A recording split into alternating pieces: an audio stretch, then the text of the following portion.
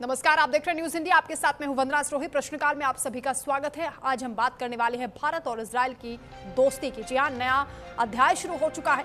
भारत की सुरक्षा ताकत अब नए दौर में प्रवेश कर चुकी है। ड्रोन आसमान में, मिसाइल तैयार और दुश्मन पर सटीक वार की तैयारी है। प्रधानमंत्री नरेंद्र मोदी की मेगा डिफेंस रणनीति भारत की सैन्य ताकत को पूरी तरह से बदल सकती है। आत्मनिर्भर भारत के साथ इजराइल की हाईटेक तकनीक, हेरोन ड्रोन की ताकत, प्रिसिजन गाइडेड हथियार और आयरन डोम जैसे एयर डिफेंस सिस्टम पर नजर है। भारत अमेरिका इजराइल की मजबूत साझेदारी के बीच भारत तेजी से मॉडर्न वॉरफेयर की ताकत बन रहा है। प्रधानमंत्री नरेंद्र मोदी के ऐतिहासिक इजराइल दौरे के बाद दोनों देशों के रिश्तों में नई शुरुआत हुई है और अब ये साझेदारी भारत की रक्षा रणनीति को भी नई ऊंचाइयां दे सकती है। ड्रोन, मिसाइल, हाईटेक हथियार, क्या भारत का डिफेंस गेम बदल जाएगा? आधुनिक हथियार भारत आ रहे हैं। एक महत्वपूर्ण डील होने वाली है। ट्रेड, निवेश, सोलर, ग्रीन एनर्जी में साझेदारी, जल प्रबंधन, मिसाइल सिस्टम, रक्षा तकनीक, शिक्षा, स्टार्टअप, टेक्नोलॉजी एक्सचेंज, ये तमाम मुद्दे जो इस वक्त छाए हुए हैं और भारत इजराइल की दोस्ती का एक नया अध्याय लिखा जा रहा है। प्रधानमंत्री नरेंद्र मोदी को इजराइल का सर्वोच्च सम्मान दिया गया। नेसेट में पहले भारतीय प्रधानमंत्री बने हैं जिनका संबोधन हुआ है। मोदी मोदी के नारों से इजराइल में हर तरीके से पीएम मोदी की तारीफ की जा रही है और जब उन्हें रिसीव करने के लिए बेंजामिन नेतन्याहू खुद पहुंचे अपनी वाइफ के साथ, उस दौरान भी जो उनका जेस्चर था वो ये बताता है कितना वेलकमिंग है भारत के लिए इजराइल और दोस्ती का नया अध्याय यहां से शुरू हो रहा है। प्रधानमंत्री नरेंद्र मोदी ने भी इजराइल के साथ भारत के रिश्तों का जिक्र करते हुए ये बताया कि 2000 साल पुराने ये रिश्ते हैं और इजराइल के साथ हमेशा भारत खड़ा रहा है। भारत ने सपोर्ट किया है। इजराइल ने भी कई महत्वपूर्ण मौकों पर भारत की मदद की है जब भारत मुश्किल में था। हथियार, गोला बारूद इजराइल ने मुहैया कराए और आज इसी दोस्ती को आगे बढ़ाया जा रहा है। व्यापार और रक्षा समझौतों के लिहाज से भी ये बेहद महत्वपूर्ण प्रधानमंत्री नरेंद्र मोदी का दौरा है। जब इजराइल और भारत की बात करते हैं तो कई मौकों पर इजराइल ने खुलकर मदद की। 1962 में चीन के साथ जब युद्ध हो रहा था तब इजराइल ने भारत को हथियार और सैन्य सामान देने में मदद की थी। 1965 और 1971 के युद्ध के दौरान भी सैन्य उपकरण, गोला बारूद इजराइल ने भारत को मुहैया कराए थे। यहाँ तक कि कारगिल युद्ध के दौरान 1999 में भी भारत को बहुत तेजी से हथियार, drone, laser guided bomb Israel की ओर से मिले थे और इसी दोस्ती को अब आगे बढ़ाने के लिए प्रधानमंत्री नरेंद्र मोदी का ये दौरा। 9 साल बाद पीएम मोदी दोबारा इजराइल पहुंचे हैं। पहले प्रधानमंत्री जो इजराइल का दौरा कर रहे हैं और यहाँ नेसेट को उन्होंने संबोधित किया है। ये पूरे देश के लिए सम्मान की बात है। जिस तरह से प्रधानमंत्री नरेंद्र मोदी का वहां स्वागत हुआ है वो तस्वीरें भी अपने आप में अद्भुत हैं। नेतन्याहू तो इस दौरान काफी भावुक भी दिखाई दिए और प्रधानमंत्री को अपना सच्चा दोस्त कहा।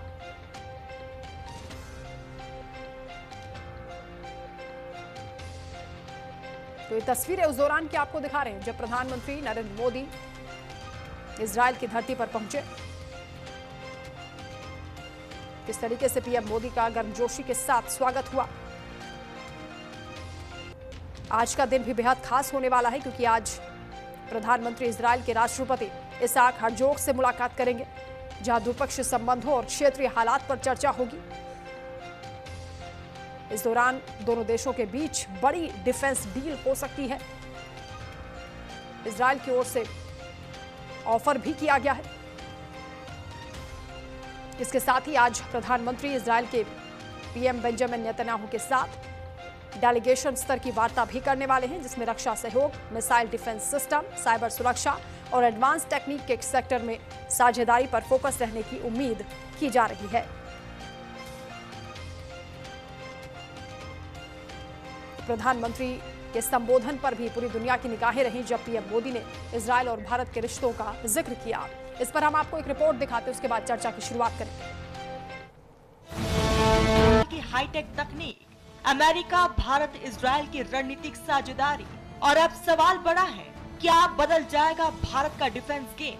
भारत अब पारंपरिक युद्ध की रणनीति से आगे बढ़कर मॉडर्न वॉरफेयर की दिशा में तेजी से कदम बढ़ा रहा है। ड्रोन, स्मार्ट मिसाइल और प्रिसीजन गाइडेड हथियार, इसी दिशा में भारत और इजरायल के बीच रक्षा सहयोग लगातार मजबूत हो रहा है। प्रधानमंत्री मोदी का 2017 का इजरायल दौरा दोनों देशों के रिश्तों में ऐतिहासिक मोड़ माना जाता है। करीब 70 साल बाद कोई भारतीय प्रधानमंत्री इजरायल गया था।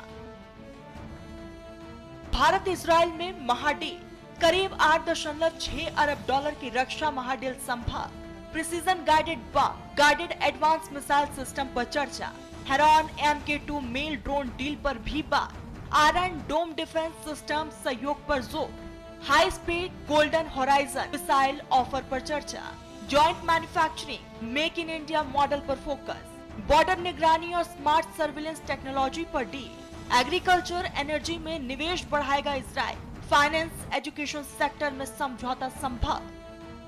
इस सहयोग का सबसे बड़ा फायदा भारतीय सेना को मिल रहा है। भारत को मिल रहा है हाईटेक हेरॉन ड्रोन जो हजारों किलोमीटर तक निगरानी कर सकता है। साथ ही भारतीय प्रिसीजन गाइडेड बम और स्मार्ट हथियारों की क्षमता भी बढ़ा रहा है। युद्ध में अब ताकत नहीं, टेक्नोलॉजी जीत तय करती है। भारत की नजर अब इजरायल की मशहूर एयर डिफेंस सिस्टम पर भी है। हेरॉन MK2 ड्रोन, क्षमता 45 घंटे तक लगातार उड़ान, 35,000 फीट की ऊंचाई तक उड़ान में सक्षम, 470 किलोग्राम पेलोड, हर मौसम में ऑपरेशन कर सकता है। दुश्मन की निगरानी, सटीक टारगेटिंग, इलेक्ट्रॉनिक इंटेलिजेंस, तकनीकी खासियत, एडवांस सेंसर और radar, satellite communication system, automatic take off और लैंडिंग। आयरन डोम दुनिया का सबसे भरोसेमंद मिसाइल डिफेंस सिस्टम माना जाता है जो रॉकेट। शुरुआत करेंगे। हमारे साथ खास मेहमान जुड़ चुके हैं, retired major Mohammad Ali Shah ji defence expert के तौर पर जुड़ गए हैं, आपका स्वागत है। करोड़ी सिंह जी विदेश मामलों के जानकार हैं, आपका भी स्वागत है। हुसैन जावेद जी हमारे साथ जुड़ गए हैं, पाकिस्तान के वरिष्ठ पत्रकार हैं, आपका भी स्वागत है। और कुछ ही देर में रत्नेश द्विवेदी जी भी हमारे साथ जुड़ेंगे, विदेश मामलों के जानकार हैं। शुरुआत मोहम्मद अली शाह आप ही से कर लेते हैं। भारत और इजरायल के रिश्तों का नया चैप्टर यहां से शुरू हो रहा है। पीएम मोदी वो पहले प्रधानमंत्री, भारतीय प्रधानमंत्री जो इजरायल के दौरे पर पहुंचे, दूसरी बार उनका ये दौरा हो रहा है। इसमें महत्वपूर्ण डील्स हो रही हैं जिसको लेकर सबसे ज्यादा चर्चा हो रही है। एग्रीकल्चर, रिसर्च डेवलपमेंट की बात हो, लेकिन डिफेंस डील को लेकर कैसे आप इसको देख रहे हैं, क्योंकि भारत की ताकत बढ़ने वाली है। वंदना जी, बड़ा अच्छा सवाल पूछा है आपने। देखिए, जो आयरन डोम सिस्टम है और आयरन बीम टेक्नोलॉजी है, उनकी टेक्नोलॉजीज को अगर हम ले लें, जैसे मिशन सुदर्शन चक्र में के हिसाब से हम बोल रहे हैं, और क्योंकि ये बहुत ही घातक, बहुत ही अच्छी टेक्नोलॉजी है, बल्कि अभी हमने ऑफ संदूर में भी देखा था कि ये आयरन डोम टेक्नोलॉजी की वजह से आयरन डोम सिस्टम बहुत ही मतलब ये जैसे कि हमने देखा कि S-400 हमने बहुत हमारे बहुत काम आया था, तो रूस से हमारी S-500 की बात हो रही है। लेकिन अब आयरन डोम इजराइल का सबसे बड़ा, सबसे घातक एक तरीके से एयर डिफेंस सिस्टम आ जाता है। अब वहां की टेक्नोलॉजी, एक आयरन डोम की, आयरन बीम की हम ले लें, और हमारे रिश्ते इजराइल से बहुत पुराने हैं। जैसे कि प्रधानमंत्री नरेंद्र मोदी साहब ने, नेतन्याहू ने जब रिसीव किया, रेड कार्पेट वेलकम दिया अपनी वाइफ के साथ, जो तो बिल्कुल ये कहा था कि बहुत गहरे रिश्ते हैं हमारे इजराइल से। और 2017 के बाद ये बेसिकली एक लैंडमार्क विजिट है। और देखिए, जो भी इजराइल की जो टेक्नोलॉजी है वो बेसिकली मानते हैं मानवीय टेक्नोलॉजी है, हर कोई इसकी दाग देता है, हर कोई। तो अगर यही टेक्नोलॉजी अगर हम ले लें तो इसमें बहुत फायदा होगा हिंदुस्तान को भी इसमें।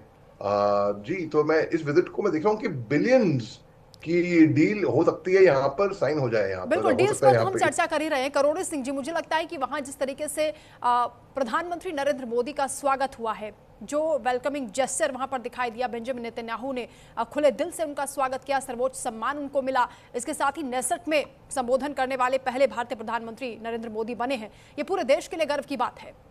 इस जेस्चर को आप किस तरीके से देख रहे हैं? देखिए वंदना जी, ये जो लोकाचार की बातें हैं, स्वागत सत्कार है, सेरेमोनियल चीजें हैं, ये ज्यादा महत्वपूर्ण नहीं है। ये मेहमान नवाजी करता है कोई भी किसी के यहाँ जाता है तो। उसके बाद भारत के प्रधानमंत्री ने जो ऐतिहासिक रिश्ते हैं, सांस्कृतिक रिश्ते हैं, उनकी बातचीत की, ये भी एक लोकाचार की बात है जी। सबसे महत्वपूर्ण यह है कि इजराइल भारत से क्या चाहता है, वो इजराइल को मिलेगा या नहीं मिलेगा, और भारत इजराइल से क्या चाहता है। हाँ। इसके लिए भारत जो चाहता है वो द्विपक्षीय समझौते बहुत से, जैसे रक्षा के क्षेत्र में आपने अपनी रिपोर्ट में डिटेल से बताया, व्यापार बढ़ाना चाहता है भारत, कृषि के क्षेत्र में सहयोग करना चाहता है, और बहुत से द्विपक्षीय मुद्दों को लेकर जैसे शिक्षा के क्षेत्र में सहयोग करना चाहता है। इसमें कोई समस्या नहीं है।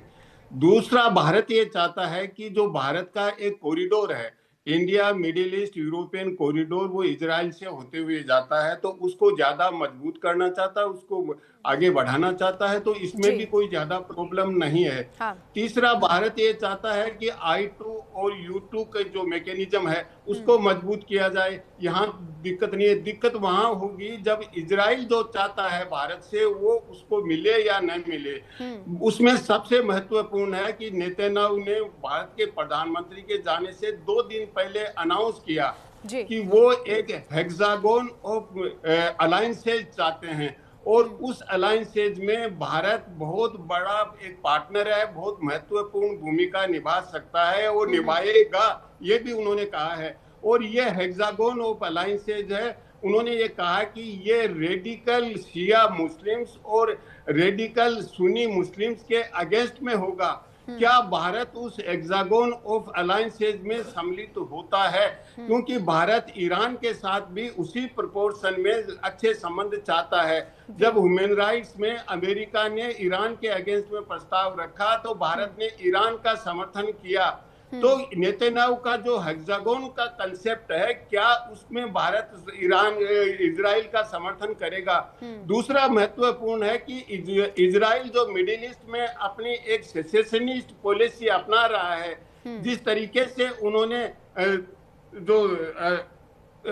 उसको जो देश है जिसको अभी उन्होंने मान्यता दी है उसके टुकड़े होने का, जो तो उसको क्या भारत समर्थन करेगा?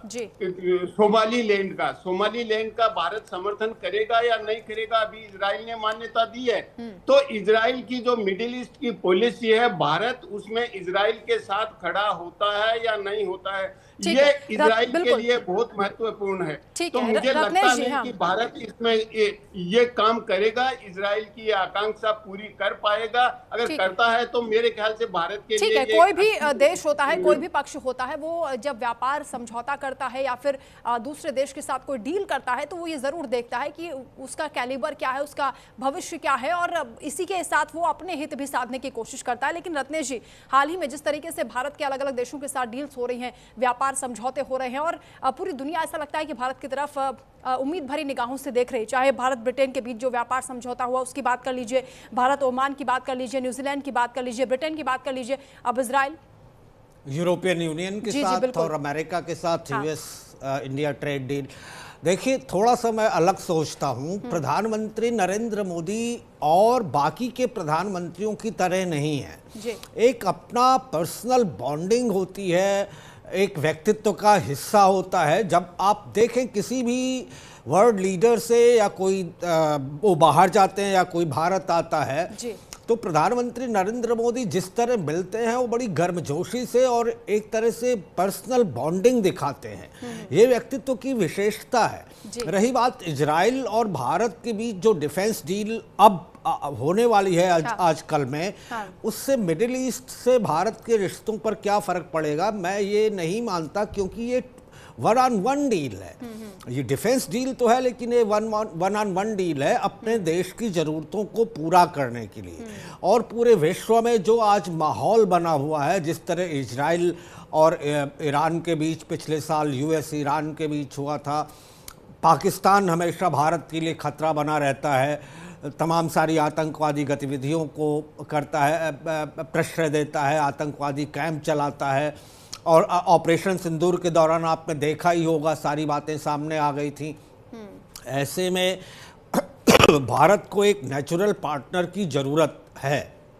और चूंकि अमेरिका थोड़ा खिंचा हुआ है भारत से, तो भारत रूस से समझौते करता है, भारत यूरोपियन यूनियन से करता है, भारत छोटे छोटे देशों की तरफ जाता है। उसमें इस्लामिक देश भी हैं, ऐसा नहीं है कि उसमें इस्लामिक देश नहीं है। जैसे आपने खुद ही कहा कि ओमान के साथ, तो ये एक समय था काफ़ी पहले जब इजराइल तमाम सारे संबंधों के बावजूद तत्कालीन लीडरशिप भारत की फ़लस्तीन के नेता जो होते थे उनका बड़ी गर्मजोशी से स्वागत करती थी, चाहे वो यासर अराफात रहे हो या कोई और लीडर रहा हो या फ़लस्तीन का, और फ़लस्तीन को मान्यता देती थी। जी जी। लेकिन जब से नरेंद्र मोदी जी प्रधानमंत्री बने हैं, हमने देखा है कि इजराइल को एक स्पेशल कॉर्डियल वेलकम दिया जा रहा है, क्योंकि इजराइल से हमारा समझौता डिफेंस में तो बहुत ज़्यादा होने ही जा रहा है और पहले से है, लेकिन वो और सारे एरिया में, मैं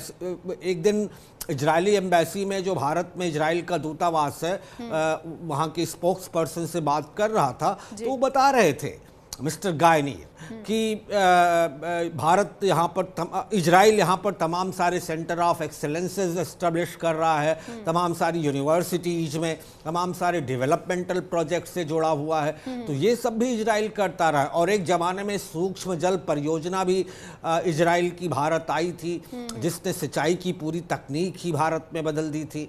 तो इजराइल के साथ हमारी बॉन्डिंग प्रधानमंत्री मोदी के शासन में बढ़ी है। साथ ही जो ये बात है कि वर्ल्ड लीडर होने के नाते वो स्वागत कर रहे हैं, यही बात नहीं है। जिस तरह प्रधानमंत्री बेंजामिन नेतन्याहू की वाइफ ने, सारा नेतन्याहू ने गर्मजोशी से उनकी तरफ हाथ बढ़ाया और शायद हक करने जा रही थी, तो ये बहुत एक कुछ वर्ल्ड लीडर को नेतन्याहू ऐसा वेलकम देते हैं। खुद एयरपोर्ट गए, तो ये हर किसी को भी संबोधित करने का मौका दिया गया। जी जी, और सबसे बड़ा ऑनर उन्हें दिया जा रहा है इजराइल का।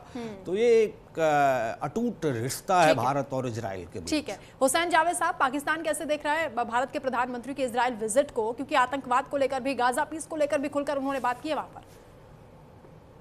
देखिए मैम, सबसे पहले तो आपका शुक्रिया कि आपने मुझे इनवाइट किया, और जो हमारे पैनलिस्ट हैं उनको भी सलाम। ये हमारे इल्म में इसराइल के और इंडिया के जो आपस में ताल्लुकात हैं, ये सही तौर पे जो इस्टेब्लिश होते हैं ये 1992 में हुए थे, और उसके बाद इसमें डेप्थ आती रही है और हम इसको देखते रहे ऐसे, और इसमें आगे भी डेप्थ आएगी। लेकिन सवाल जो है ना, जो हमारे यहाँ पे सीनियर साथी, उन्होंने बड़ा अच्छा सवाल उठाया है कि इसराइल जो चाहता है कि इसराइल को इंडिया दे पाएगा, जिसमें उन्होंने हेक्सागोन की बात की है, सोमालीलैंड के हवाले से बात की। असल चीज ये है, बाकी चीजें ऑप्टिक्स होती हैं कि बिल्कुल एक अच्छा इस्तकबाल हो जो वाकई में हुआ, और उनको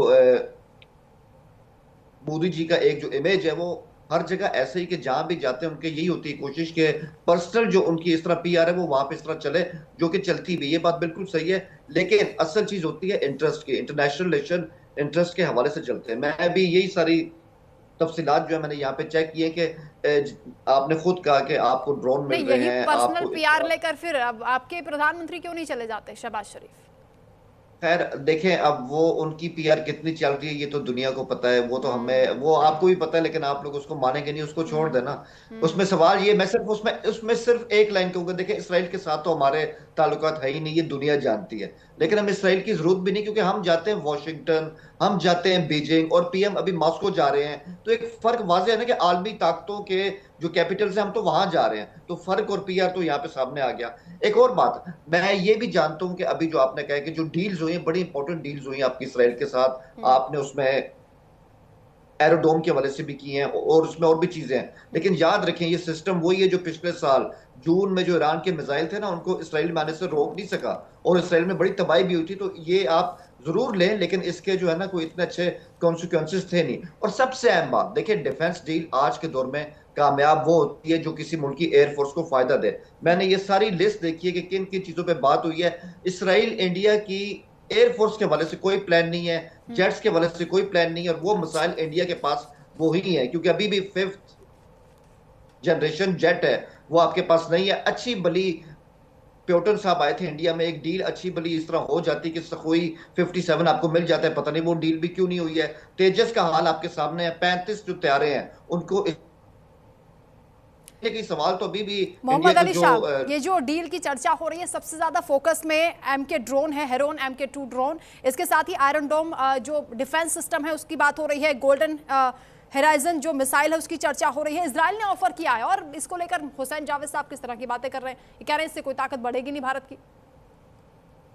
देखिए, जो इजराइल के एम्बेसडर हैं हिंदुस्तान के अंदर, रूबन अजहर, इन्होंने भी कहा है कि विजिट से पहले जब एम्बेसडर साहब ने खुद बोला है कि बहुत ही डिफेंस और सिक्योरिटी एग्रीमेंट्स के बारे में बातें होंगी और उसकी जाहिर सी बात है ताकत तो बढ़ेगी बिल्कुल, और इससे कॉपरेशन और सेंसिटिव प्रोजेक्ट्स भी सामने आएंगे। अब प्रधानमंत्री मोदी साहब और नेतन्याहू साहब, जब प्रधानमंत्री साहब ने नेतन्याहू को एक दोस्त बोला है, फ्रेंड बोला है, और जो टाइज हैं उनसे, तो भारत की ताकत तो बढ़ेगी। ये दुनिया जानती है कि इजराइल की टेक्नोलॉजी क्या है, कैसी है, कितने अव्वल दर्जे में है, कोई तोड़ नहीं है इजराइल की टेक्नोलॉजी का। और तो इसमें भारत की ताकत मैं देख रहा हूँ कि बिल्कुल इसमें तब्दीली आने वाली है और बढ़ेगी बिल्कुल। जी रत्नेश द्विवेदी जी, मुझे लगता है कि आप इस पर गौर करें कि जो मसला यहाँ पर करोड़ी सिंह जी भी ये जिक्र कर रहे थे कि इजराइल को क्या मिलने वाला है इस पूरे डील से, इजराइल को भारत के साथ आने का क्या फायदा होगा, क्योंकि दूसरा पार्टनर भी चाहता है ना कि भारत के साथ वो आगे बढ़े, तो वो अपने भविष्य को भी देखता है। पूरी दुनिया जब भारत की ओर देख रही है तो इजराइल भी देख रहा है। देखिए, इजराइल के साथ हमारे रिश्ते कोई आज से अच्छे नहीं हैं, हमारे बहुत पहले से ऐतिहासिक। शिमोन पेरोज जब थे वहाँ के प्रधानमंत्री, और उसके पहले भी भारत से बड़े अच्छे रिश्ते रहे हैं इजराइल के, और सिर्फ डिफेंस डील तक के बातें सीमित नहीं होती थी। डेवलपमेंटल प्रोजेक्ट पे इजराइल पता नहीं कितने प्रोजेक्ट्स रन कर रहा है भारत के अंदर, ना सिर्फ एकेडमिक सेक्टर में बल्कि एग्रीकल्चर सेक्टर में और तमाम सारे सेक्टर्स में। आप बेंजामिन नेतन्याहू भी कोई आज के नेता नहीं है, वो मेरे ख्याल से वो 98 और 99 के आसपास भी प्रधानमंत्री थे, और तब से उनका रुक रुक के कभी कभी क्रम टूटा, वो प्रधानमंत्री बने रहे इजराइल के। तो बड़े परिपक्व और बड़े ही समझदार नेता हैं। वो चाहते हैं कि हम भारत को कैसे रिझाए रखें, क्योंकि प्रधानमंत्री मोदी ने आज भारत को ऐसी जगह खड़ा कर दिया है जहां से हर वर्ल्ड लीडर उनके साथ रिश्ते अच्छा रखना चाहता है।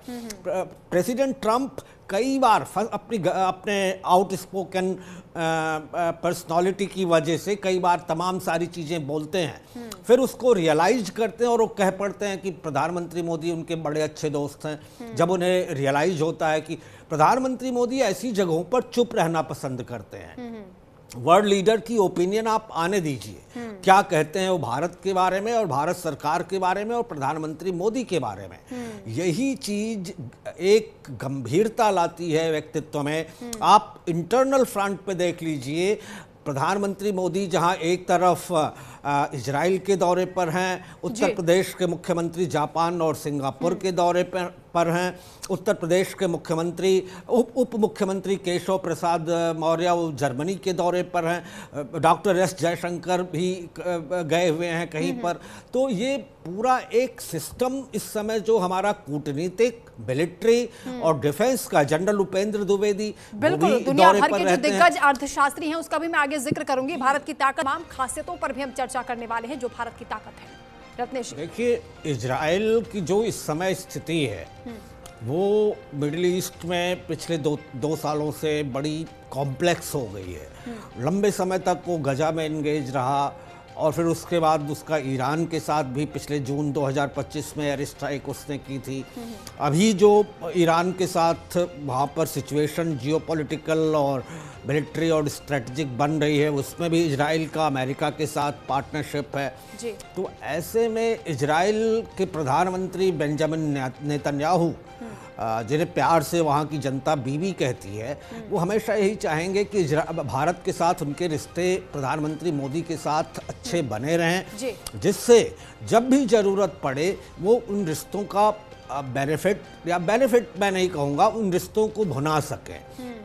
देखिए, प्रधानमंत्री मोदी वहाँ से कई सारी डिफेंस डील लेके आ रहे हैं, लेकिन वो वहीं पर रुकेंगे ही नहीं, वहाँ पर यहीं पर नहीं रुकेंगे। वो देखिए, अभी जब वो आएंगे तो 2 मार्च को वो कनाडा के प्रधानमंत्री आ रहे हैं, मार्क कार्नी, उनके साथ उनकी मीटिंग है।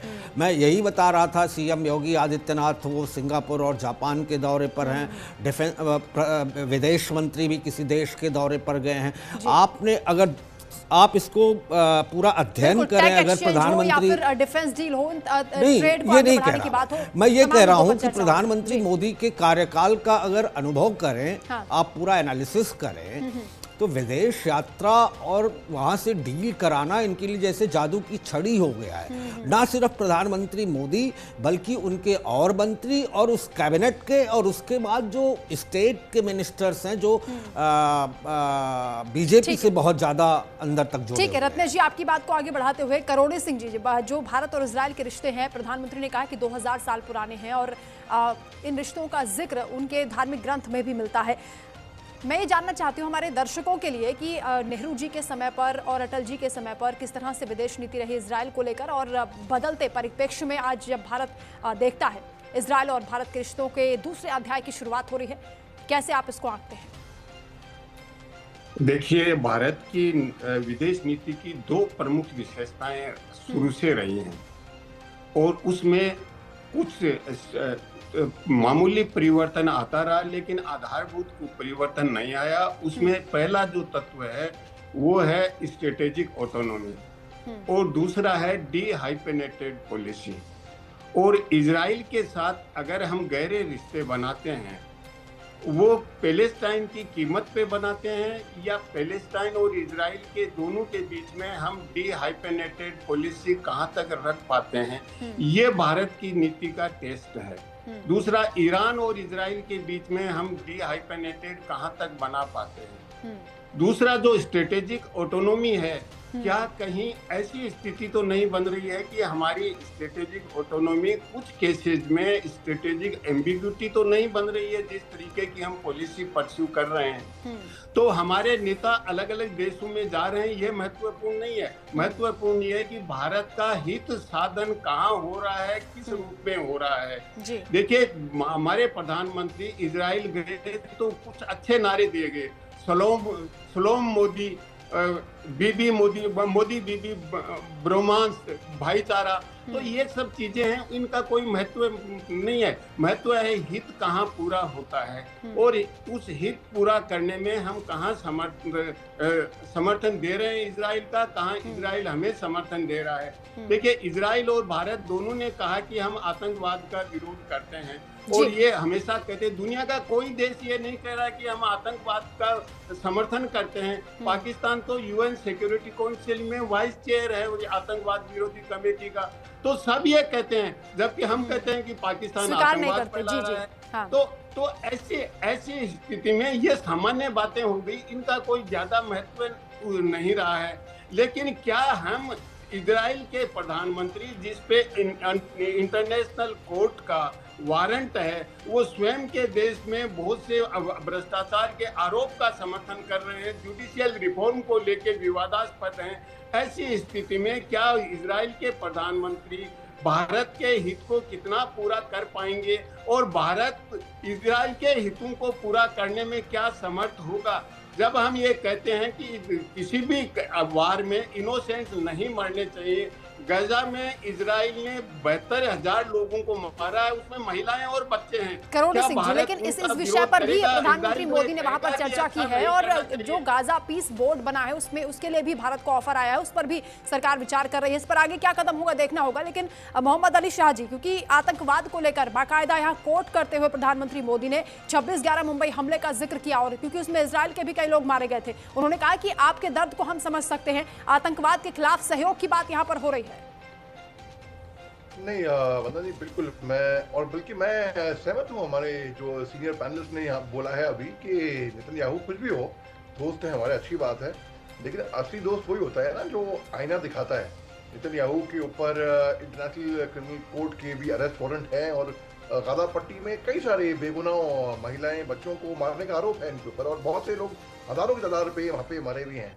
लेकिन उसको अलग रखते हुए अगर हम ये बोलें कि हिंदुस्तान और इजराइल के रिश्ते बड़े अच्छे हैं और यहाँ पर देखिए कुछ डील्स होंगी और जिसको वो डील्स मैं बताता हूँ आपको, जो डील्स इंक होने की उम्मीद हो रही हैं वो इजराइल के एरोस्पेस इंडस्ट्री से Arrow missile defence system, Rafael का डेविड स्लिंग और आयरन डोम सिस्टम, राफेल और एल्बिट का आयरन बीम सिस्टम, ये इस पे मेरी ज्यादा उम्मीद है कि ये शायद हो सकता है कि ये इंक हो जाए डील। और लेकिन क्या बात है कि अब लोग बोलेंगे जैसे कि 26/11 के आपने बात करी कि कई सारे इजरायली भी मारे गए थे, बिल्कुल मारे गए थे और बहुत अफसोस है इस बात का। और इजरायली बहुत से हिंदुस्तान आते हैं, गोवा आते हैं, अपनी कंपल्सरी मिलिट्री ट्रेनिंग का स्टिंट करने के बाद हिंदुस्तान में आते हैं, बिल्कुल उनका खैर मकदम है, स्वागत है। और हिंदुस्तान वैसे निपक्ष है बिल्कुल, हम फलस्तीन के भी दोस्त हैं, हम इजराइल के भी दोस्त हैं। तो लेकिन यहाँ पर मेन सवाल ये होता है कि क्या जिन सिस्टम्स की मैंने बात करी क्या ये डील्स एक्चुअली इंक हो पाएंगी? तो मेन सवाल ये होता है क्योंकि अभी हिंदुस्तान के पास फिलहाल तो S-400 है और रूस ने ऑफर किया है S-500 भी हम देंगे। तो क्या हम चाहेंगे कि हम अपनी टेक्नोलॉजी शिफ्ट कर वहां पे लें? अभी फिलहाल जो है जो हिंदुस्तान के जो DRDO है वो डेवलप कर रहा है QRSAM, quick reaction surface to air missile air defence system, जो कि बिल्कुल देसी है, हमारा हिंदुस्तान के अंदर बनाया गया है और जो कि all weather mobile air defence system जो कि इंडियन आर्मी ने डेवलप कर रखा है। तो अभी हम आत्मनिर्भर तो हो रहे हैं लेकिन हुसैन जावेद साहब, ठीक है हुसैन जावेद साहब, इंटरनेशनल फोरम पर जब ठीक है हुसैन जी पहले अपनी बात पूरी कर लें क्योंकि सवाल उनसे। हुसैन जी, क्योंकि जब इंटरनेशनल फोरम पर बातचीत होती है आतंकवाद को लेकर तो पाकिस्तान पर ज़रूर इशारों में हमला किया जाता है और पाकिस्तान जब 26/11 हमले का जिक्र होता है तो पाकिस्तान उसमें पूरी तरह से घिरा हुआ दिखाई देता है। पाकिस्तान में जो आतंकवाद है, हालांकि आप कहते हैं कि पाकिस्तान खुद भी आतंकवाद से पीड़ित है, क्यों आप लोग इस पर कोई कदम नहीं उठाते इस तरीके से कि आतंकवाद को मिटा दिया जाए? मानवता की बात आप लोग क्यों नहीं करते? देखिए मैम, बात ये है कि अभी जो हमारे यहाँ पे सीनियर पैनलिस्ट हैं, मैं तो मुकम्मल तौर पर उनकी हिमायत करता हूँ। उन्होंने बड़ी अच्छी बातें आज की। उन्होंने यही कह के देखे जी, जब भी इस तरह जो है इसराइल इंडिया आपस में इस तरह मिलेंगे तो इसी तरह की बातें होती है और ये नॉर्मल बातें, इसमें कोई एक्स्ट्रा ऑर्डिनरी कुछ भी नहीं हो। शाह साहब ने भी वही बात की, मैं उनकी भी आज हिमायत कर रहा हूँ, वो भी सही कह रहे हैं। लेकिन जो आप इसमें अगर आतंकवाद को लेकर बात करेंगे तो हम तो आतंकवाद के खिलाफ आपने खुद देखा है अफगानिस्तान के ऊपर जो हमारी एयर स्ट्राइक की, हमें लगता है कि हमने सही कदम उठाया है क्योंकि अगर ये जो मसला है इसकी जड़ें वहां पे हैं, हम तो उनके खिलाफ एक्शन कर रहे हैं। बाकी वही बात, अब आप इसमें मुंबई की बात कर लें तो उसमें हमारा मौक़िफ़ तो सिंपल वही है, वो शायद आपको अच्छा लगे ना लगे, लेकिन हम यही समझते हैं कि जो एक हमला केस चल रहा था उस पर हिंदुस्तान जो है पिछले 4-5 साल से खामोश है, वहां से कोई इस तरह की पेशरफ हुई नहीं है, मामला वहां पे अड़ा हुआ है। तो मेरा तो इस पर स्टैंड यही है। लेकिन एक बात मैं कहूँगा जो मैंने सबकी यहाँ पे सुनी है बात, वो ये कि देखिए जी, एक बात बिल्कुल कन्फर्म है कि जो फलस्तीन कॉज है ना, इसका इंडिया भी माजी के अंदर चैंपियन रहा, जो बात बिल्कुल सही है। जो उनके एक तरह के लीडर थे यासिर अरफात साहब, वो कितनी दफ़ा इंडिया आए और इंडिया में उनका कितना अच्छा इस्तकबाल भी होता था, ये बात सबको पता है और ये बात फैक्ट है। तो आज जो है ना, कहीं इंडिया को ये भी समझने की ज़रूरत है कि कहीं ना कहीं उनको एक बैलेंस क्रिएट करना होगा कि वो फ़लस्तीन के साथ अपने जो उनके ताल्लुकात है उसको किस तरह देख रहे हो, इसराइल के साथ कैसे देख रहे हो। ये बड़ी टाइट रोप है। गाजा में तो शांति की बात प्रधानमंत्री मोदी कर ही रहे हैं रत्नेश जी, लेकिन जब आरोपों की बात होती है तो वो तो डोनाल्ड ट्रंप पर भी बहुत सारे लगे हुए हैं, तो क्या उनके साथ अमेरिका के साथ कोई डील नहीं होगी? वंदना, देखिए हम जिस जियोपॉलिटिकल वर्ल्ड में रह रहे हैं और पिछले 5-6 सालों में जो स्थितियां बनी हैं उसमें हर देश, यहाँ तक कि हमारे जो पड़ोसी हैं बांग्लादेश और पाकिस्तान, ये सभी अपने डिफेंस ज़रूरतों को पूरा करने में लगे हैं। पाकिस्तान में तो डिफेंस बजट बढ़ा दिया गया है जी, और हमारे यहाँ भी उस पर काम हो रहा है। ऐसे में अगर आप दौरों पर सवाल करेंगे कि वहाँ से हासिल क्या हुआ, विदेश मंत्री डॉक्टर एस जयशंकर कहीं गए तो वहाँ से क्या हासिल हुआ, योगी आदित्यनाथ सिंगापुर और जापान में गए तो वहाँ से क्या हासिल हुआ, प्रधानमंत्री मोदी अगर गए तो वहाँ इजराइल ये देखेगा कि उसे क्या मिला, तो ये बातें बड़ी बेमानी हैं। होंगी। ये तो म्यूचुअल अंडरस्टैंडिंग होती है कि अगर आप एक देश उसको कोई बेनिफिट दे रहा है, कोई डिफेंस डील कर रहा है, तो रिटर्न में वो कुछ चाहेगा। You scratch my back, I will scratch your. तो ये सिस्टम तो चलता ही है। भारत रुका थोड़ी है। आप देखिए हमारी हुसैन जावेद साहब खुद कह रहे हैं कि पाकिस्तान के प्रधानमंत्री मॉस्को जाने वाले हैं, फिर और भी कहीं गए थे। हर देश प्रयास में लग रहा, क्योंकि अभी जियोपॉलिटिकल, मिलिट्री और डिफेंस सिचुएशंस पूरी दुनिया में ऐसी नहीं है कि आप शांति के प्रयासों पर जोर देते रहें। अच्छी बात है, लेकिन इस समय सारे देश अपनी डिफेंस जरूरतों को पूरा करने में लगे हैं बड़ी तेजी से। अमेरिका ने रक्षा बजट कई गुना बढ़ा दिया है।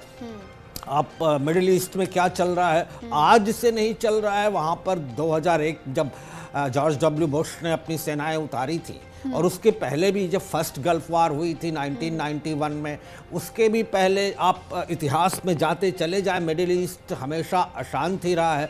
यही हाल साउथ एशिया का है कि राजनाथ सिंह कह ही चुके हैं, जो हमारे डिफेंस मिनिस्टर हैं, कि attack is best method of defence. और हमारी पॉलिसी में चेंजेज आए हैं, एग्रेसिव पॉलिसी हुई है, जो वो कह रहे हैं। करोड़े सिंह कह रहे हैं कि पॉलिसी हमारी कोई खास चेंज नहीं हुई, बहुत सी चेंज आया है हमारी फॉरेन पॉलिसी में, हमारी डिफेंस पॉलिसी में। तो ये सब चेंजेज समय की ज़रूरत के हिसाब से ज़रूरी हैं, और वो चेंजेज का पॉजिटिव इम्पैक्ट भारत पर दिख रहा है। और इसीलिए सारे देश प्रधानमंत्री मोदी एडमिनिस्ट्रेशन की तरफ बड़े आकर्षित होते हैं। बिल्कुल, कई दिग्गज अर्थशास्त्री हैं जो भारत की ताकत का लोहा मान रहे हैं, जो भारत की विदेश नीति की तारीफ कर रहे हैं। मोहम्मद अली शाह जी, स्टीव हैंके का मैं जिक्र करूंगी, जो कि अमेरिका के प्रमुख अर्थशास्त्री हैं, वहाँ के प्रोफेसर हैं। वो ये बात कह रहे हैं कि जब यूएस ने टैरिफ वॉल्स खड़ी कर दी हैं, तब भारत डोर्स ओपन कर रहा है। भारत सबसे बड़ा बाजार है, तो भारत की तरफ भविष्य लोगों को दिखाई देता है। नहीं, आपने बिल्कुल दुरुस्त फरमाया है। बिल्कुल, देखिए जहाँ पर टैरिफ वॉर चल रहे हैं, यहाँ पे डोनाल्ड ट्रंप साहब चाहे तो किसी पे भी जो मर्जी अपने आंख बंद करके आंकड़े बता दें कि भाई मैं इतने टैरिफ लगा दूंगा, इस पे जो मैं कहूंगा वही होएगा। वो दादा है दुनिया के, समझते हैं दादा है, और वो है भी दादा वैसे। तो उन्होंने दिखा दिया है माइट इज राइट, बल्कि वेनेजुएला के प्रेसिडेंट को भी किडनैप करके। अब देखिए कुछ चंद एक मिसाइल्स मैं आपको बताता हूँ, जहाँ पर मेरे को, जैसे आपको मैंने पहले बताया, यहाँ पर भी मैं एल्बिट हर्म्स 900 ड्रोन, वो मैं यहाँ पर देख रहा हूँ कि भाई, क्योंकि प्रधानमंत्री मोदी साहब की माइंड ऐसा मैं सोच रहा हूँ कि हम लोग, जैसे कि जून 2025 के अंदर इजराइल ने ईरान के खिलाफ यूज किया था ना, जैसे कि आप दुश्मन तक आप रेंज पहुंच पाओ, वो आप तक ना पहुंच पाए। तो ये बहुत ही अच्छी स्ट्रेटेजी रहती है। और देखिए, जब ये कहते हैं राफेल का स्पाइस 1000 गाइडेंस किट और एल्बिट का system Rampage to air ground missiles, ice breaker naval cruise missiles, Israel के एरोस्पेस इंडस्ट्रीज के सुपरसोनिक एयर लोरा मिसाइल्स, इनका सबका मैं मेनली उम्मीद यहाँ पर लगा के बैठा हूँ कि यहाँ पर हो सकता है कि प्रधानमंत्री मोदी साहब ये डील्स लेकर आए वापस हिंदुस्तान के अंदर। और देखिए, हिंदुस्तान की जो डिफेंस पॉलिसी है, हिंदुस्तान की रणनीति है, मैं मानता हूँ कि अब दर्जे की है। अब तक हम बहुत ही अच्छा सही जा रहे हैं, बिल्कुल कोई कहीं पे भी कोई कमी नहीं है। हमने एक बैलेंस मेंटेन करके रखा हुआ है इक्विलिब्रियम में। यहाँ पर देखिए, आप गाजा पट्टी में क्या, हमें अफसोस भी जताया है, हमने बहुत अफसोस जताया है कि गाजा पट्टी में जो हो रहा है। और लेकिन देखिए, ये इनको कौन समझाए। जब रूस और यूक्रेन की जंग बिल्कुल उरूज पे थी, तब हमने भी अफसोस जताया था कि रूस अब हमले बंद करे, कि यूक्रेन के अंदर कितने मासूमों की जान जा रही है। तो उस तरीके से हम हमेशा इंसानियत का पक्ष रखते हैं। जब तुर्की के ऊपर भूकंप आया था, तो हिंदुस्तान पहला देश था, ऑलमोस्ट सबसे पहला, जो उसे रिएक्ट किया था। अपने फोर्सेस, अपने डॉक्टर्स, अपने वहां पर एक मोबाइल हॉस्पिटल हमने बिल्ड कर रखा था तुर्की के अंदर। तो हमने यानी कि हमेशा इंसानियत का ही पक्ष रखा है। जब हम टेररिज्म की बात करते हैं कि भाई हिंदुस्तान ने हमेशा खड़ा रहा है टेररिज्म के खिलाफ, तो हम सपोर्ट, हम उम्मीद करते हैं कि दुनिया आए, हमें सपोर्ट करे हमारे मंसूबों पे।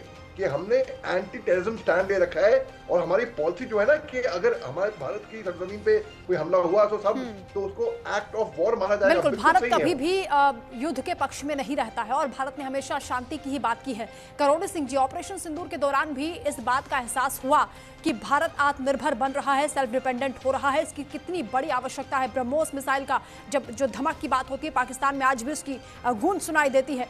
लेकिन आज जब हम भारत की ताकत को बढ़ाने की बात करते हैं और इजराइल उसमें मदद कर रहा है, सुदर्शन चक्र आ रहा है, S-400 की ताकत हमने देखी, अब उसमें अगर इजाफा होगा इस सुदर्शन चक्र के जरिए, आयरन डोम डिफेंस सिस्टम के जरिए, तो क्या ये गुड न्यूज नहीं है भारत के लिए? देखिए वंदना जी, निश्चित रूप से गुड न्यूज है, क्योंकि जब द्विपक्षीय कोई समझौता होता है तो वो किसी तीसरे देश के अगेंस्ट में नहीं होता है। दुनिया के जो रक्षा का बाजार है, भारत लगभग सबसे बड़ा खरीदार है। कभी कभी भारत नंबर 1 रहता है, कभी सऊदी अरब नंबर 1 हो जाता है, लेकिन सबसे बड़ा खरीदार है। तो किसी से कोई सामान खरीदना और किसी को बेचना है, ये कोई बहुत बड़ी उपलब्धि उस सेंस में नहीं है। लेकिन भारत अगर अपनी सुरक्षा को मजबूत करने के लिए कुछ बाहर से खरीदता है तो वो महत्वपूर्ण तो है, लेकिन सबसे बड़ा जो परिवर्तन वो ये है कि भारत अपने यहाँ को प्रोडक्शन पे एम्फेसिस दे रहा है। आत्मनिर्भर भारत, मेक इन इंडिया का जो पॉलिसी है वो ज्यादा महत्वपूर्ण है। और उसमें भारत ने रशिया के साथ जो सहयोग किया है, देखिए ब्रह्मोस मिसाइल का यहाँ को मैन्युफैक्चरिंग जॉइंट वेंचर में हो रहा है। जो AK-302 है वो उनका यहाँ इंडिया में मैन्युफैक्चरिंग 203 और 302 एग्जैक्टली सब्जेक्ट टू करेक्शन, तो उसका यहाँ मैन्युफैक्चरिंग हो रहा है। उसी तरह से जो रफाइल आ रहा है, रफाइल का ऐसा मान के चल रहे हैं कि 50% जो कंपोनेंट है वो इंडिया का होगा। तो इस तरह का भारत डिफेंस के मामले में आत्मनिर्भर बनना चाहता है। तो अगर बनता है तो अच्छी चीज है, और किसी से सहयोग करता है अपनी सुरक्षा के लिए तो किसी भी देश के अगेंस्ट में नहीं हो सकता। ये हर देश करता है, अपनी सुरक्षा को मजबूत करता है। सुरक्षा के साथ साथ अपनी जो आंतरिक सामर्थ्य है, आर्थिक दृष्टि से मजबूत होना चाहता है। तो दोनों जो सुरक्षा की दृष्टि से मजबूत होना, को प्रोडक्शन होना, जॉइंट मैन्युफैक्चरिंग होने के साथ साथ आर्थिक दृष्टि से भी भारत विकसित भारत बनना चाहता है। और आज जिस तरह से भारत की स्थिति है वो देखिए, आर्थिक विकास की दृष्टि से भारत अब एक विकसित देश बनना चाहता है। उसमें टेक ऑफ की स्थिति है, और टेक ऑफ की स्थिति वंदना जी बहुत डेलिकेट होती है। उस समय बहुत ही फूंक के कदम रखने पड़ते हैं, और इसीलिए भारत किसी भी विवादास्पद मुद्दे में ज्यादा रुचि नहीं ले रहा है, न इजराइल पैलेस्टाइन को लेके, न यूक्रेन के मामले में। और भारत अपना आंतरिक सामर्थ्य है उसको बढ़ाने में लगा है, सुरक्षा की दृष्टि से भी, तकनीकी दृष्टि से, आर्थिक दृष्टि से। तो भारत एक विकसित अर्थव्यवस्था की तरफ बढ़ना चाहता है। ठीक है रत्नेश जी, मैं समझना चाहती हूँ, जब कई ऐसे सिस्टम हैं जो भारत में ही उत्पादन करने के लिए सहयोग लिया जा रहा है मित्र देशों के साथ, जब भारत डिपेंडेंसी अपनी कुछ ऐसी सुपर पावर देशों से घटा रहा है जहां पर जरूरत है जियोपॉलिटिकल सिचुएशन के लिहाज से, तो मित्र देशों से मदद लेने में बुराई क्या है? कोई बुराई नहीं। मैं इसी पे आऊँगा, एक चीज़ मैं करेक्ट करना चाहूँगा। हुसैन जावेद जी ने कहा कि 2611 पे इनका वही स्टैंड है जो पहले था, शायद यही कहा आपने। देखिए 2611 की जब इन्वेस्टिगेशन हो रही थी और तत्कालीन सरकार डॉजियर पे डॉजियर 10,000 पेजेज के, 20,000 पेजेज के पाकिस्तानी सरकार को सौंप रही थी, उसी दौरान अलॉन्ग साइड दैट एक investigation board, international investigation board बना, क्योंकि इजराइल के लोग, अमेरिका के लोग, फ्रांस के लोग, जर्मनी के लोग मारे गए थे। इन 4 देशों के और इंडिया के, इन 5 देशों का एक इंडिपेंडेंट इन्वेस्टिगेशन बोर्ड बना, और उसने एक रिपोर्ट उस समय की विदेश सेक्रेटरी अमेरिका की कोंडोलेजा राइस को सौंपी, और वो भारत आई उस रिपोर्ट के बेसिस पे। हिंदुस्तान टाइम्स की एक समिट हुई, उसमें उन्होंने उस रिपोर्ट को अप्रूव किया। पहला ये अमेरिका का रिकॉर्ड पे अप्रूवल था कि 2611 में Pakistani military, inter services intelligence और वहाँ के जो नागरिक थे, जो वहाँ के आतंकवादी संगठन थे, उनका हाथ था। ये अजमल कसाब को तो जिंदा पकड़ा गया था, बाद में सजा मौत हुई उसको। एक चीज और है, ये मैंने पूरी 10,000 पेजेज की लेक्सिस नेक्सिस, अगर आप लोगों ने वाकया इसका नाम सुना होगा, एक एकेडमिक लाइब्रेरी है जिसके लिए टॉप क्लास के प्रोफेसर ही आईडी पासवर्ड ले पाते हैं, वहाँ से मैंने रिपोर्ट निकाली थी।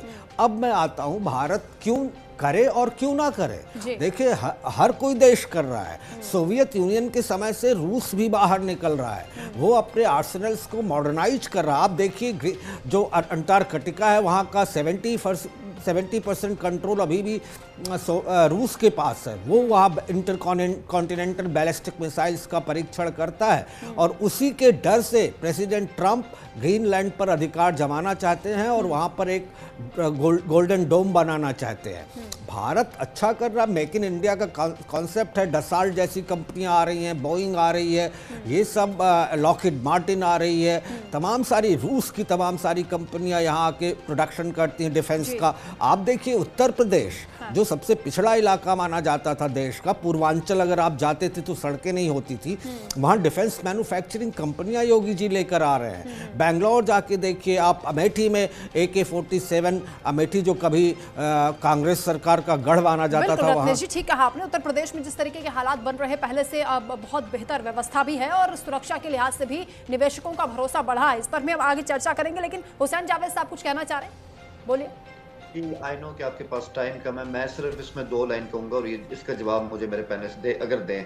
एक तो ये कि आप रफाइल ले रहे हैं, लेकिन रफाइल का सोर्स कोड तो आपको नहीं मिल रहा, क्योंकि फ्रांस नेटो का मेंबर है, तो ऐसा तो नहीं होगा कि वो अगर जब तक अमेरिका चाहेगा नहीं आपको सोर्स कोड नहीं मिलेगा। दूसरी बात बहुत अहम है कि मेक इन इंडिया की बात बहुत होती है, हम भी सुनते हैं, अच्छी बात है, लेकिन सवाल तो ये कि मेक इन इंडिया के नाम से एयरफोर्स के हवाले से जो आपका सबसे बड़ा मंसूबा था तेजस का, वो खटाई में पड़ चुका है। और इंडियन एयरफोर्स अगर मजबूत नहीं होगी, इंडिया का जो डिफेंस सिस्टम है वो उसका बोझ कब तक उठा सकेगा? नहीं, वो भारत हैंडल कर लेगा सर, आप लोगों को चिंता करने की जरूरत नहीं है। मोहम्मद अली शाह जी, जिस देश ने इतनी मदद भारत की हो, चाहे वो चाइना के साथ 1962 का युद्ध हो या फिर 1965-1971 की बात हो, तो उस देश के साथ क्यों नहीं करार कर सकते हैं, क्यों नहीं दोस्ती को एक नई पटरी पर ला सकते हैं, जैसा कि यहाँ पर प्रधानमंत्री मोदी ने शुरुआत की है? नहीं वंदना जी, आपकी बात बिल्कुल सही है। देखिए माइकल कोलेगमैन है जो कि सीनियर फेलो हैं अटलांटिक काउंसिल के, उनको मैं कोट करता हूं, उन्होंने बोला कि 2 लीडर हैं, नरेंद्र मोदी साहब और नेतन्याहू, और जब ये एक डेंजरस नेबरहुड है जहाँ पे मिलिटेंसी उग्रवाद से के पड़ोसी हैं, तो वहाँ पर अपने रिश्ते ये अच्छे कर रहे हैं। जहाँ पर पाकिस्तान ने एक डिफेंस डील करी है सऊदी अरेबिया से, जहाँ पे तुर्की भी उसमें डिफेंस डील के अंदर आ सकता है, वो एक म्यूचुअल डिफेंस पैक्ट है सऊदी अरेबिया और पाकिस्तान का, जिसमें तुर्की भी आ सकता है। तो यहाँ पर जब बाकी लोग बाकी मुल्क कर रहे हैं, तो अपनी मुल्क की हिफाजत हमारी पहली प्रायोरिटी रहती है हर किसी की। तो यहाँ पर जैसे कि माइकल कोलेगमैन ने बोला है, तो बिल्कुल ये अटलांटिक काउंसिल के ये सीनियर फेलो हैं, तो इन्होंने बिल्कुल सही बोला है।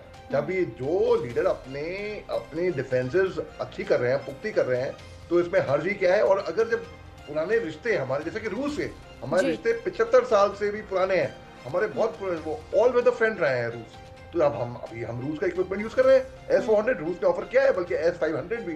तो आगे जो टेक्नोलॉजी जो हमें बेहतर लगेगा अपने मुल्क के लिए, हम वही करेंगे, बस सीधी सी बात है, बहुत प्लेन सिंपल बात है। ठीक है रत्नेश जी, 10 सेकंड में अपनी बात पूरी कीजिए, जल्दी से। रिपोर्ट आई थी, आप वो पढ़िएगा, उस पर पाकिस्तान के न्यूक्लियर आर्सेनल्स की और कहाँ कहाँ लोकेटेड हैं उसकी माइन्यूटेस्ट डिटेल है, और कौन कौन से लॉन्चर हैं, कौन कौन सी मिसाइलें उनको ले जाती हैं, कितने न्यूक्लियर वार हेड्स हैं। आपको जानकर आश्चर्य होगा कि बहुत तेज़ी से पाकिस्तान ने इजाफा किया है अपने न्यूक्लियर वार हेड्स में। तो ऐसी स्वतंत्रता हर देश को है, वो अपने डिफेंस, जैसे अली शाह जी ने कहा कि सब अपना डिफेंस स्पेक्ट्रम मजबूत रखना चाहते हैं, बस यही कहना है। बिल्कुल, इस लिहाज से ये दौरा बेहद महत्वपूर्ण है प्रधानमंत्री नरेंद्र मोदी का, और इजराइल और भारत के रिश्तों को और मजबूत करने की दिशा में व्यापार को लेकर भी क्योंकि बातचीत हो रही है, फ्री ट्रेड एग्रीमेंट को लेकर भी चर्चा हो रही है। इस महाडील से आने वाले वक्त में क्या कुछ निकलकर सामने आएगा, ये देखना होगा। बहुत शुक्रिया आप सभी मेहमानों का हमारे साथ जुड़ने के लिए, इस चर्चा में शामिल होने के लिए। प्रश्नकाल में फिलहाल इतना ही, खबरों का सिलसिला लगातार जारी है, आप देखते रहिए न्यूज़ इंडिया।